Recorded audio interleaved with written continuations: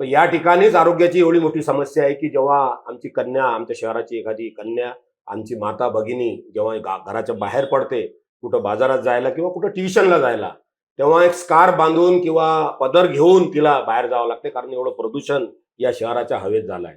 त्याचं कारण इथले गड्डे, गड्ड्यात असलेली माती, धूळ, आणि ती धूळ जेव्हा उडते तेव्हा नाकावर पदर घेऊन आम्हाला म्हणजे प्रवास करावा लागतो शहरातल्या शहरात सुद्धा.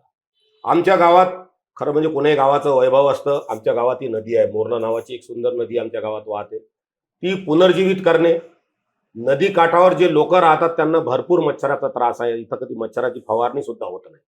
म्हणून नियमित मच्छराची फवारणी करणे, तो जो प्रवाह आहे मोरणेचा जो सुंदर करणे, ही जबाबदारी काँग्रेस पक्षाची राहील. म्हणून महानगरपालिकेत या सगळ्या गोष्टीसाठी, आरोग्यासाठी मोहल्ला क्लिनिक सुरू करण्याची सुद्धा आमची संकल्पना आहे. आणि पूर्ण शहर आणि जिल्हा 2 दवाखान्यावर विसंबून आहे. गेल्या 20 वर्षापासून भारतीय जनता पार्टीची सत्ता असताना कुठलाही नवा हॉस्पिटल किंवा कुठलंही सरकारी रुग्णालय नाही.